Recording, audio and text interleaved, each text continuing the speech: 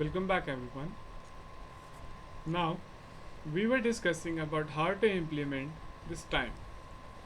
This time is basically a string consisting of minute followed by a colon followed by seconds followed by a dot followed by 1/10 of a second.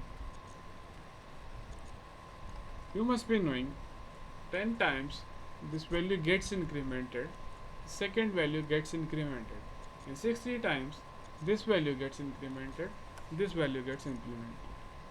This is because 1 minute is equal to 60 seconds and there are 10 times 1/10 of a second in 1 second. So every time this value gets incremented, you ought to mod it by 10.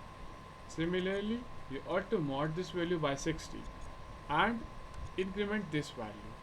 So I would suggest that you take global variables, minutes, seconds, and name this variable whatever you want.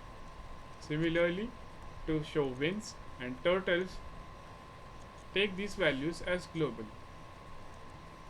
Now, how this actually gets implemented? Hitting start would start your frame and your timer as well. Hitting stop will stop your timer but not the frame. You cannot stop your frame. And hitting reset clears all the content. This is because these are global variables and they need to be reinitialized to 0. Now, to implement this place, choose a frequency carefully because choosing a wrong frequency can over speed up your clock or can slow it down. So choose an optimal frequency accordingly. Now when you hit the stop button, you need to check is your 1/10 of a second position 10 or not. If it is 10, then mod it by 10, which gives 0. And the moment you stopped your watch, if this position was 0, that means you won. In this position, it's 8, so you didn't. This is all you've got to do. So I guess you can implement this very easily now. You do not need to update the text, the coordinates of the time string you have to display. This is basically a string. You can concatenate all your global variables by using plus symbol and adding this colon and decimals. All you need to keep in mind is that whenever you stop your clock and then restart it again, you make sure that the stop doesn't start from 0 itself. So it's better to use global variables because they won't lose their value until reset button is clicked. Now to display this scoreboard, choose an appropriate coordinate, choose an appropriate color. Color can be passed as a string. Color to this variable can also be passed as a string. All you've got to do is choose a certain frequency, suitable frequency.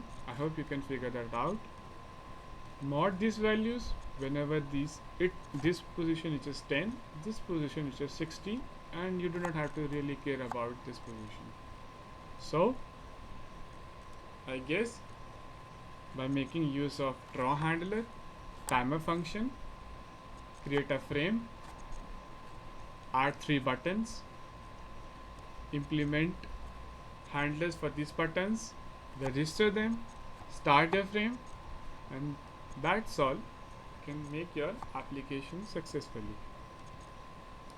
Some of the problems I faced was just choosing a certain frequency because I chose a wrong frequency and my clock got sped up, and I chose a slow frequency and my clock slowed down. So take a correct frequency, mod those values whenever they need to be, update your wins and total global variable, display string at a suitable coordinate, display scoreboard at a suitable coordinate, register your draw handler correctly, passing canvas as a perimeter, use canvas dot draw text, pass 4 arguments, keep keep an eye on the number of arguments you're passing. Lesser number of arguments would throw an error. So choose appropriate font size, font color, all those customizations you can basically do. I don't think there will be much problem in creating this application. So wishing you luck. Thank you.